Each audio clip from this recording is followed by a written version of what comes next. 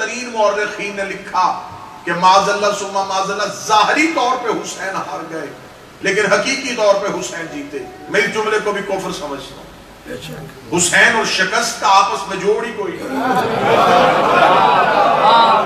ایسا ہو ہی نہیں سکتا کہ معاذ اللہ ثم معاذ اللہ ہم یہ کہیں کہ حسین وقتی طور پہ شکست کرتا. یہ تصور کہاں سے آیا, یہ خیال کہاں سے آیا؟ میں پہلے خیال پیش کروں گا پھر اس کی رد دوں گا. یہ تصور ہمیشہ اس ذہن سے ابھرتا ہے جو جینے کو زندگی سمجھتے ہیں. آپ زحمت فرمائیں گے. یہ تصور ہمیشہ ایسے فرسودہ ذہنوں کی پیداوار ہے جو یہ سمجھتے ہیں کہ جینا زندگی ہے, مرنا موت. حسین کربلا میں پہلی شکست اس فلسفے کو دی. حسین نے کہا جینا زندگی نہیں. انسانوں نے کہا زندہ رہو گے تو بولو گے, زندہ ہی نہ رہو گے تو پھر بولو گے کیسے؟ حسین نے اس تصور کو بھی موت دی. حسین نے نیزے کی نوک پہ قرآن پڑھا.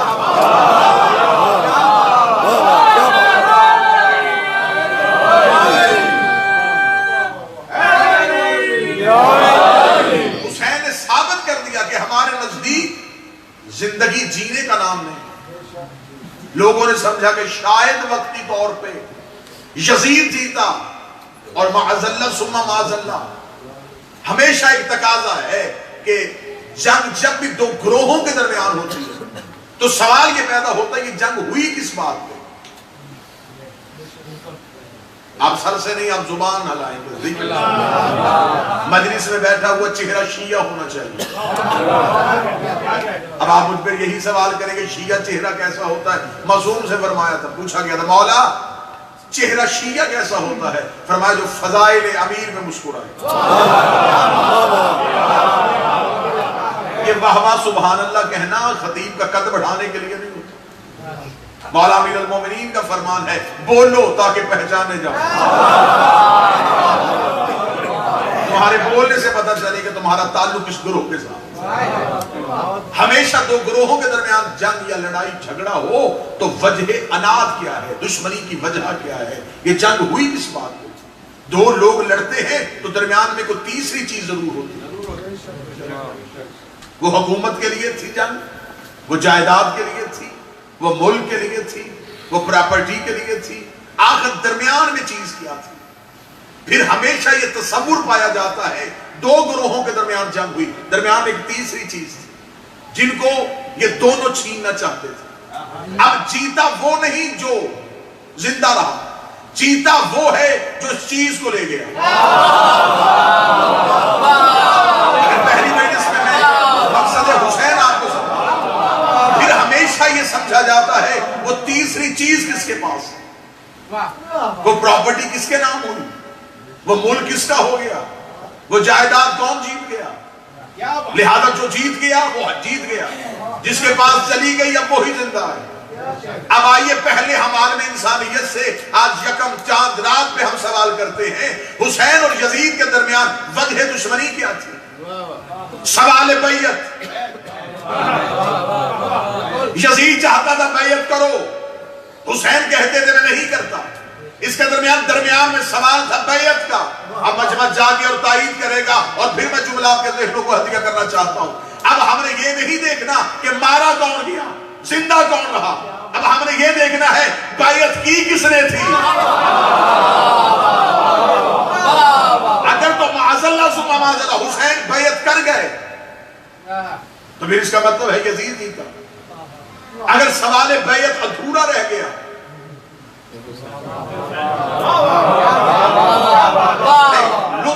لطف ابھی مجھے مکمل نہیں آیا, میں بات کو ایک مثال کے ذریعے سے سمجھاتا تاکہ بات آسان ہو. دو گروہوں کے درمیان, دو بندوں کے درمیان, دو انسانوں کے درمیان جھگڑا ہو گیا. جھگڑا تھا, وجہ تھی ایک جائیداد, ایک پراپرٹی. دونوں اپنا مقدمہ لے کے لوئر کورٹ میں چلے گئے. عدالت نے ایک فریق کے حق میں فیصلہ دیا, دوسرے فریق کو وہ فیصلہ قابل قبول نہیں تھا, وہ ہائی کورٹ میں چلا گیا. جب وہ ہائی کورٹ میں گیا تو اس نے ہائی کورٹ میں جا کے پھر وہی مقدمہ وہ ہار گیا. اب وہ جیتا, وہ خوش ہے کہ میں نچلی عدالت سے بھی جیتا ہے, اوپر والی عدالت سے بھی. اب وہ جو ہارا ہوا ہے وہ پریشان, فرسودہ چہرے کے ساتھ باہر نکل رہا تھا اور اس نے کہا میں ابھی ہارا نہیں، میں سپریم کورٹ میں جاؤں، شاید میں وہاں سے جیتوں۔ اب جو جیتا ہوا تھا اگر وہ یہ سوچ کے گھر واپس آ جائے کہ میں تو اس عدالت سے جیت گیا، مجھے وہاں جانے کا کیا فائدہ، تو اسے کسی پڑھے لکھے نے سمجھایا اگر تو وہاں نہ گیا تو یہ وہاں جا کے جیت گیا، تو سمجھ تو پہلی عدالت میں بھی ہار گیا، تو دوسری عدالت میں بھی ہار گیا، تیرا مقدمہ مضبوط ہو جائے گا اگر تم آخری عدالت سے جیت گیا۔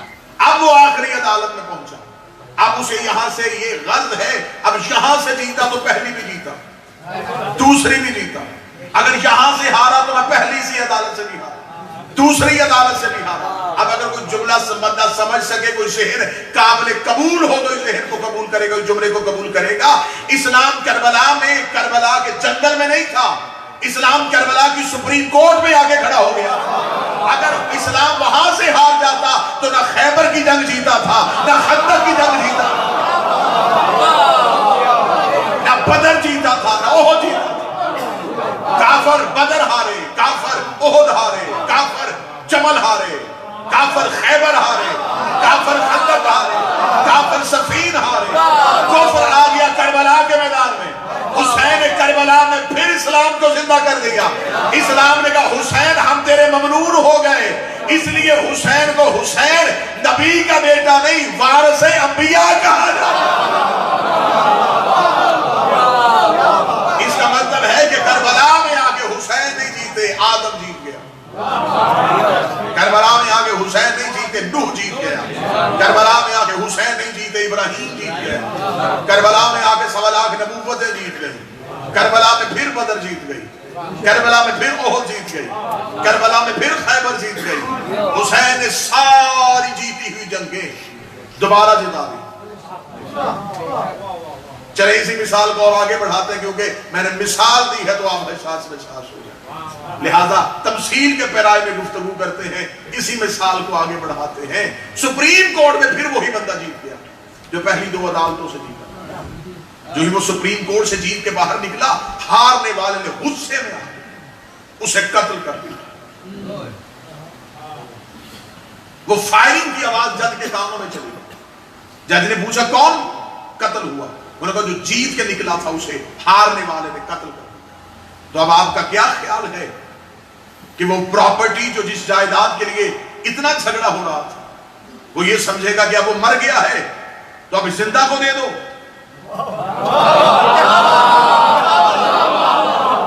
اگر آپ بیدار ہیں اب وہ کیا کرے گا؟ وہ کہے گا کہ وہ مر گیا تو اب اس کا کیا فائدہ؟ یہ تو اب مر گیا، اب جو زندہ ہے اب اسے دے دو، اب اسے کیا فائدہ؟ وہ کہے گا نہیں رکو، اسے گرفتار کرو فوراً، جس نے قتل کیا اسے گرفتار کرو۔ تو صاحب یہ پراپرٹی جس کا ابھی تھوڑی دیر پہلے فیصلہ ہوا، یہ کس کو دے؟ اس کا اس کی اولاد کو۔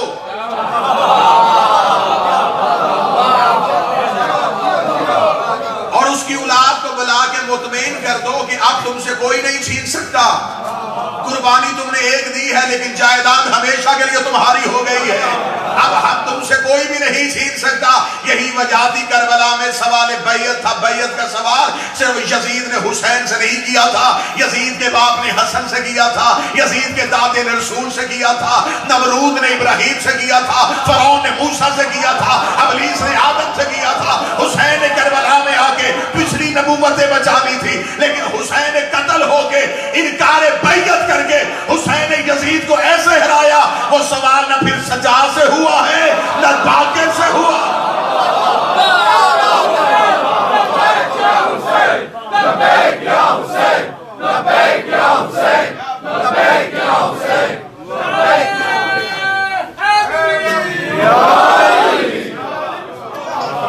اس کا مطلب حسین جیتے کیونکہ حسین کا نظریہ جیت گیا۔ حسین جیتے کیونکہ حسین جس نظریے کی بنیاد پہ کربلا میں آئے تھے وہ نظریہ جیت گیا۔ اب حسین اکیلے نہیں جیتے، نبوتیں جیتے۔ چلے پھر ابھی اسی مثال کو آگے بڑھاتے ہیں، نتیجہ آگے بڑا اچھا ہے، لیکن اب میں چاہتا ہوں اگر مثال ہی چل رہی ہے تو مثال ہی سے نتیجہ لے۔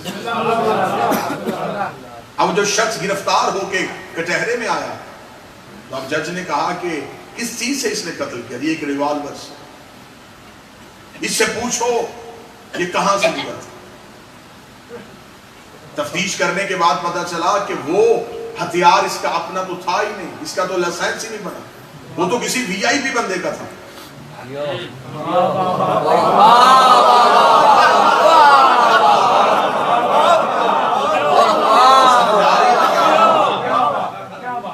ریوالور جو اس کے ہاتھ میں تھا وہ اس کا نہیں تھا, وہ تو کسی بہت بڑے بندے کا تھا.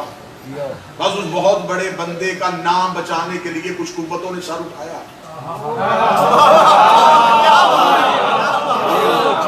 اس بندے سے کہا سارا جرم تو مان لے, اسے بچا لے, کیونکہ اس نے ساری زندگی بڑی عزت سے گزاری ہے. اندر اس کے جرم تھا, باہر سے شرافت کا لبادہ تھا.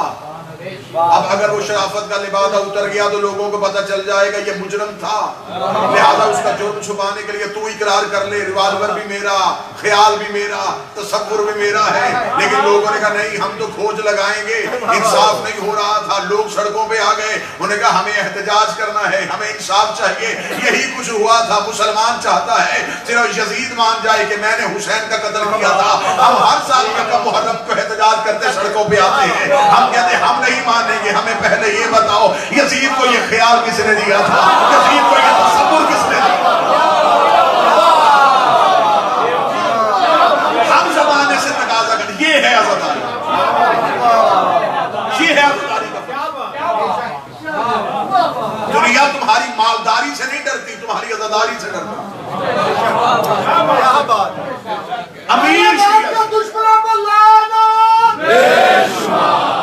امیر شیعہ سے زمانہ نہیں ڈرتا, عزادار شیعہ سے زمانہ. قتل ہمیشہ جلوس نکالنے والا کیا جاتا, اسے مار دو. کیوں؟ ہم کسے کہتے ہیں, ہم تو بدن بھی اپنا زخمی کرتے ہیں, خرچ بھی اپنا کرتے ہیں, پھر ہمیں کیوں مارا جا رہا ہے, پھر عزاداری پہ مبنی کیوں ہے؟ اس کا مطلب ہے کچھ بڑے لوگوں کے نام چھپائے جا رہے ہیں.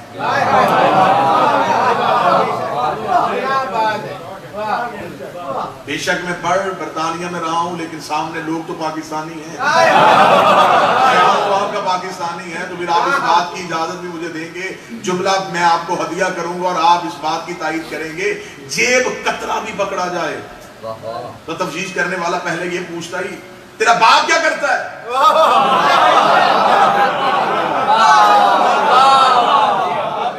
تو کوئی بڑا لکھا سمجھدار اس سے سوال کرے جرم اس نے کیا, باپ کا کیوں پوچھ رہا ہے؟ اسے کہا پتا کروں یہ خاندانی جرم تو نہیں کرتے. باپ اچھا ہوتا تو بیٹا جیب کترا ہی ہوتا, تربیت غلط ہوئی ہے تو جیب کترا بنا. سمانہ ہم پہ الزام نہ لگائے, ہمیں صرف یہ بتاؤ یزید کا باپ کیا کرتا تھا.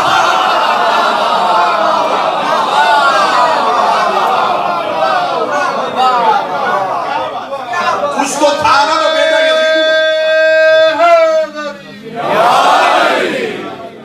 پلی تیری جب تلالت, کچھ تو تھا نا جس کی وجہ سے یزید بنا. آج مولوی نے ہم پہ احسان کر دیا, اس نے کہا جی ہم بھی مانتے ہیں یزید غلط تھا, حسین صحیح تھے, تو احسان نہ کر ہم پہ. ہمیں تیری اس اعلیٰ ظرفی کی کوئی ضرورت نہیں ہوتی کہ تو ہم پہ یہ احسان کرے کہ محرم کے مہینے پہ آگے تو بھی یہ کہتے ہم مانتے ہیں یزید غلط تھا. اگر یزید کو غلط کہنا ہے تو پھر مان, یزید نہیں پورا نظام غلط تھا,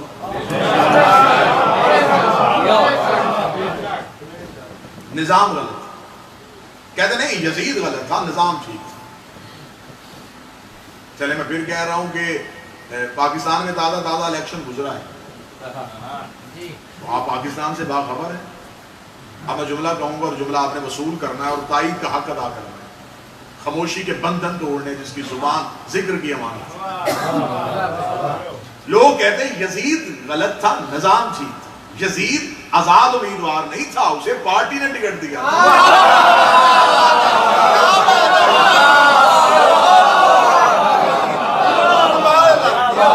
آپ کو کس نے کہہ دیا کہ یزید آزاد امیدوار؟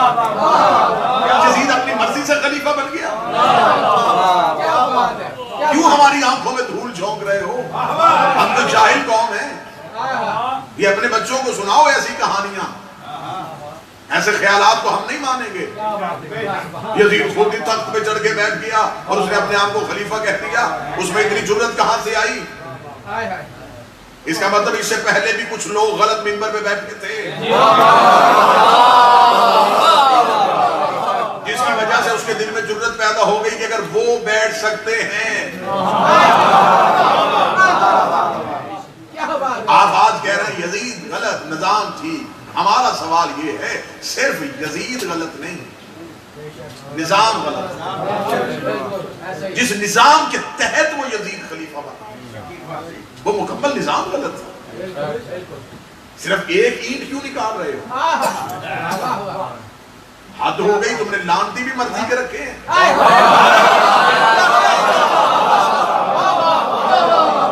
جس میں جی چاہے گا ہم کر دیں گے. کیوں بھائی؟ ہمارا سوال ہے یزید غلط تھا کیوں؟ چلے مجلس ہر جگہ دیکھی جا رہی. اب ایک سوال میں یہاں پہ اٹھاؤں گا اور اس سوال کا میں یہیں پہ ابھی جواب دوں گا.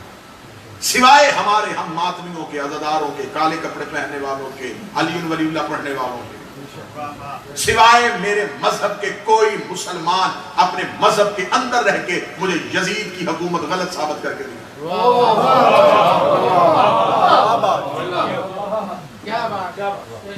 تم تو کہتے ہو نا کہ فقہ جعفریہ یہ تو بد دعا ہے جی، یہ ماتم کرتے. چھوڑ دیں ہمیں. انہوں نے خود ہی قتل کیا، خود ہی معافی مانگتے ہیں. ہم تو اس وقت تھے ہی نہیں. جو تھے ان کے نام گر لیتے ہیں کہ کون کون تھے، پھر ان کے باپ کے نام تاریخ سے پوچھ لیتے ہیں.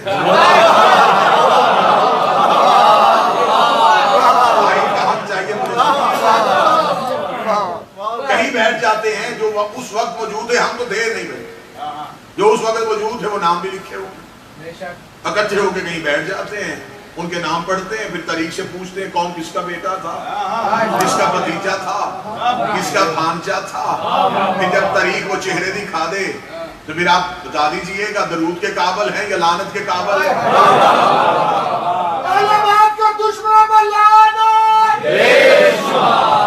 سوال ذہن میں رکھیے گا اور میں جواب دے دوں گا. کوئی بندہ سوائے ہمارے مذہب کے، ہمارے یزید کی حکومت کو غلط ثابت کر دے. متوجہ ہیں گفتگو؟ موضوع ہمارا عشرہ محرم کا یہ نہیں ہے. موضوع بہت بہترین ہے. موضوع عشرہ پہ ہم کل سے شروع ہوں گے جو شیعت کے اندر اندرونی مسائل ہیں جس کی وجہ سے ہمیں نصیری کہا جاتا ہے.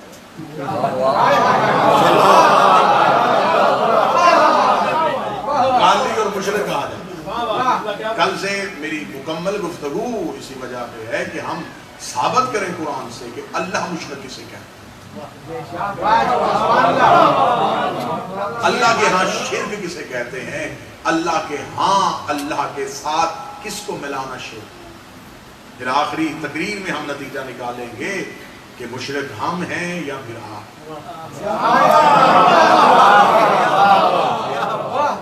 یہ سب سے بڑا مسئلہ ہے نا.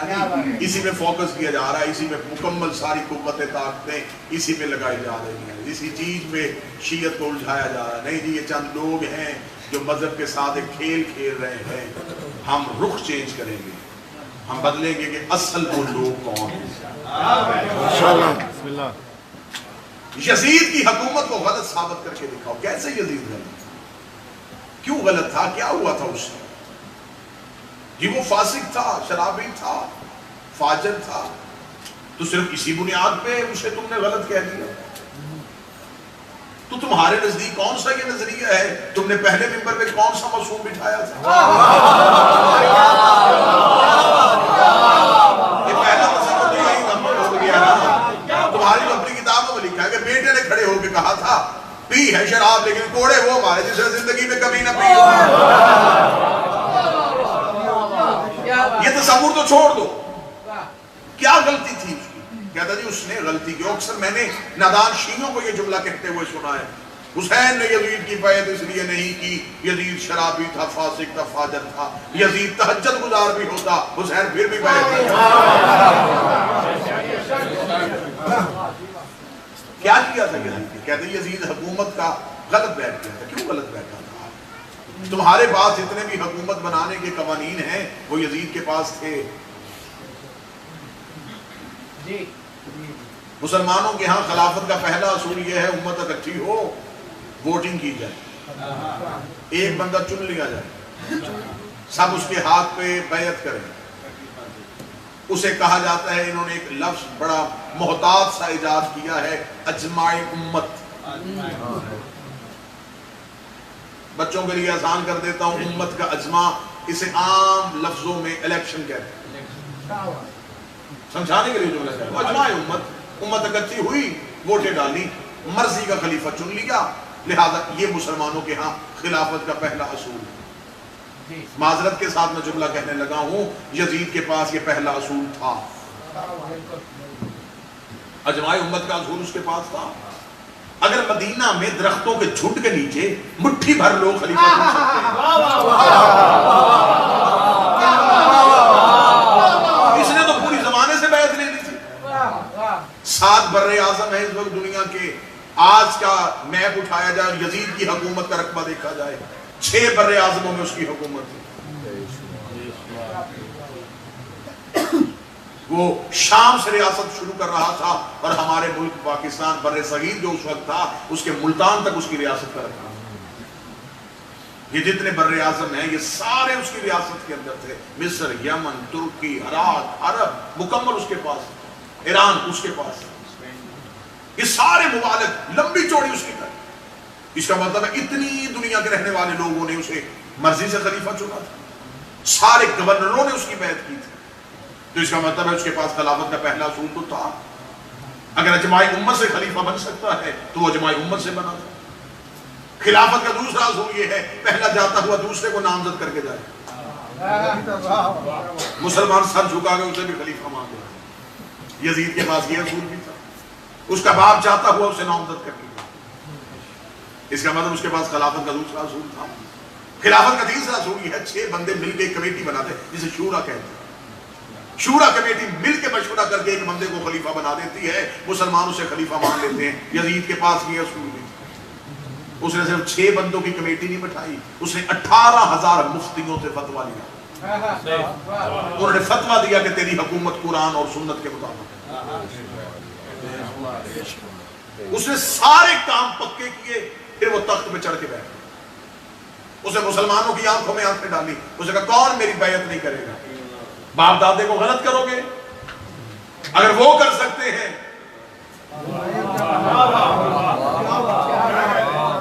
تم کیوں نہیں کرتے؟ اب وہاں پہ کسی زبان میں طاقت ہی نہیں تھی، کوئی کہتا کہ تم بد کردار ہے تو ہم تیری بیعت نہیں کرتے، تو پھر وہ بڑے بڑے چہروں سے پردے اٹھا دیتا۔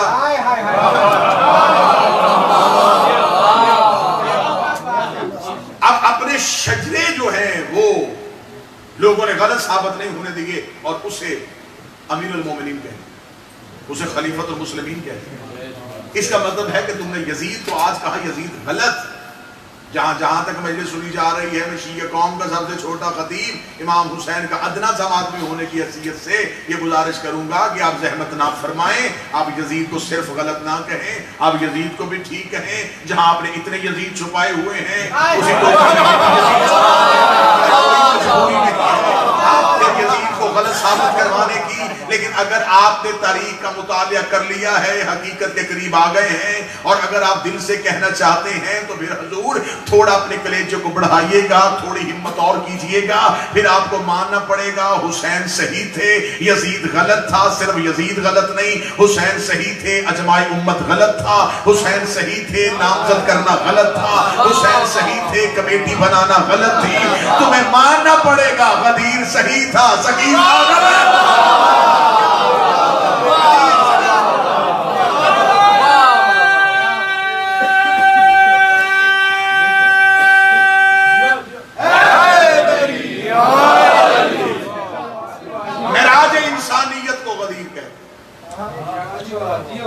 عروج انسانیت کو غدیر ہے، انسانیت کی بقا کو غدیر ہے، اسلام کے دستور العمل کا نام غدیر ہے، منشور انسانیت کو غدیر ہے۔ تم شکر کے سجدے کیا کرو اور فخر سے زندگی گزارا کرو، تمہارا تعلق غدیر سے۔ یہ آوازیں جو مجلسوں میں اٹھتی ہیں، انہوں نے عالم ارواحین میں بلند آواز کر کے علی کی بیعت میں لبیک کہا۔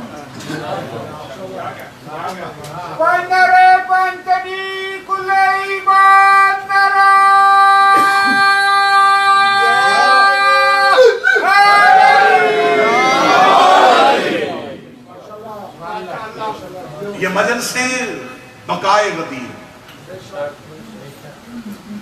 یہ غدیر کی بقا ہے، یہ غدیر کا تسلسل، اور غدیر سے ہمیں کیا ملا؟ ولایت امیر المومنین علی ولی اللہ۔ ہمیں غدیر سے، آج بندے کہتے ہیں کہ علی کے نام پہ مر جاتے ہیں، مجھے مولا کی قسم، رسول غدیر میں صحابی کا ہاتھ پکڑ کے اٹھا دیتے، ہم اسے مان لیتے۔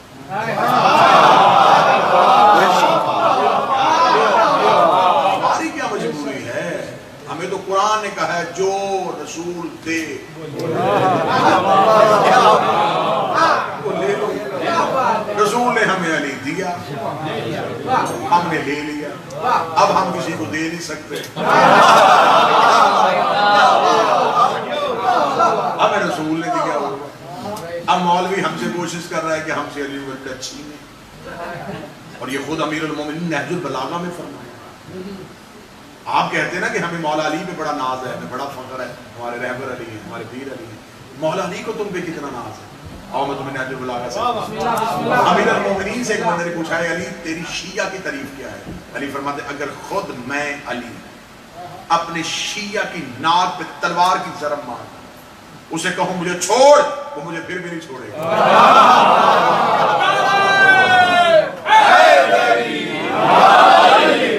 اگر میں اپنے شیعہ کی ناک پہ ضرب مار کے کہوں مجھے چھوڑ دو، مجھے پھر بھی نہیں چھوڑے گا۔ اور یہ کہہ کے امیر مسکرائے اور مسکرا کے فرمایا اگر میں اپنے دشمن کو پوری دنیا کی حکومت دے دوں اور اسے کہوں مجھے مان، وہ پھر بھی نہیں مجھے مانے۔ سامنے بیٹھے ہوئے ایک شخص نے کہا وہ موت سے ڈر نہیں رہا، یہ دنیا کی طلب میں تجھے مان نہیں رہا، وجہ کیا ہے؟ تیری محبت میں کون سی چیز درمیان میں مانے ہو جاتی ہے؟ فرمایا حلالی اور حرامی۔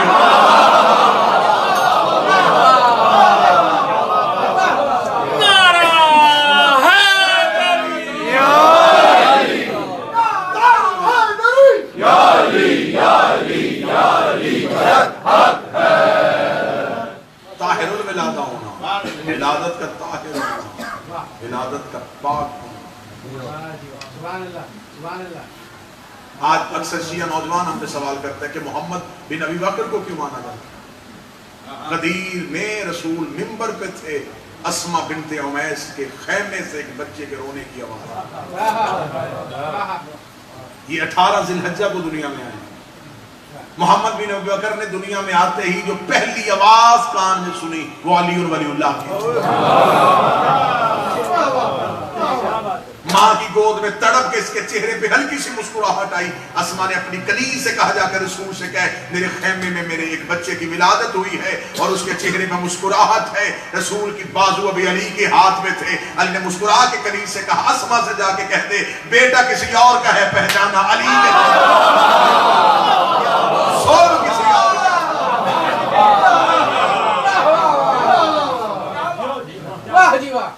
کیونکہ اس نے علی کی ولایت میں گواہی دے دی۔ علی ولی اللہ دشمن کا بیٹا بھی پڑھے تو اس کی بھی عزت واجب۔ 5ویں بادشاہ نے حضرت میثم تمار کے بیٹے یعقوب سے کہا تھا یعقوب علی کے دوست کو دوست رکھ چاہے وہ تیرے باپ کا قاتل ہی کیوں نہ، اور علی کے دشمن سے دشمنی رکھ چاہے وہ تیرا باپ۔ یہ مجلسیں تسلسل غدیر ہے۔ انشاءاللہ کل سے آپ بھی زحمت فرمائیں گے، ٹھیک 9:30 بجے میں آپ کے سامنے سجدہ ذکر شروع کروں گا، ہماری عشق کی نماز شروع ہوگی انشاءاللہ ٹھیک 9:15 بجے تک مجلس شروع ہو جائے گی۔ مجھ سے پہلے ابرار بھائی نے پڑھنا ہوگا، رضا بھائی نے پڑھنا ہوگا، ٹھیک 9:30 بجے، تاکہ بہتر طریقے سے آپ کے سامنے تفصیلی طریقے سے آپ کے سامنے ذکر ہو سکے۔ یہاں تو ہماری کوئی مجبوری نہ، ہم نے کہیں جانا ہوتا ہے نہ کہیں زیادہ، میں بر وقت یہاں پہ موجود ہوں گا، آپ تشریف لائیے گا تاکہ ہمارے یہ مخصوص تو دن ہیں ہمارے لیے. انہی 10 دنوں میں تو ہم نے رزق علم حاصل کیا. انہی 10 دنوں میں تو ہم نے حسین ابن علی کی دہلیز پہ الغدیر کتاب لکھی تھی علامہ امینی نے, بڑے مشہور عالم دین ہے مذہب شیعہ. الغدیر کتاب کئی جلدوں میں مشتمل ہے, بڑے صاحب کرامت عالم دین. انہوں نے اپنے مرنے کے بعد اپنے بیٹے کو خواب میں زیارت کیا. انہوں نے کہا بابا بخشش ہو گئی, اور میں زندگی میں ہی ہو گئی. انہوں نے کہا بابا جس عالم میں تو رہتا ہے وہاں سے کوئی خبر مجھے دے, مولا کو کون سا عمل آپ کا سب سے زیادہ قابل قبول ہے؟ یقیناً بابا جو آپ نے الغدیر لکھی تھی علی کو وہ پسند آئی, فرمایا بے شک پسند آئی, لیکن یہ عمل اتنا قابل قبول نہیں. اس نے کہا اچھا بابا پھر آپ جو اتنی درس و تدریس کر کے گئے, اتنے جید علماء کو شاگرد بنا کے گئے, وہ ہمارا عمل قابل قبول ہے لیکن اتنا. اس نے کہا بابا پھر کون سا عمل ہے جو آپ کرتے تھے اور وہ علی کو اتنا قابل قبول ہو گیا؟ فرمایا جو میں مجلس شبیر میں جاتا ہوں. صاحب الغدیر علامہ امینی نے اپنے بیٹے سے کہا ہر چیز چھوڑنا, ذکر شبیر کو قضا نہ کرنا. جہاں مجلس حسین ملے دوڑ کے جاؤ, چاہت سے جاؤ, جستجو سے جاؤ.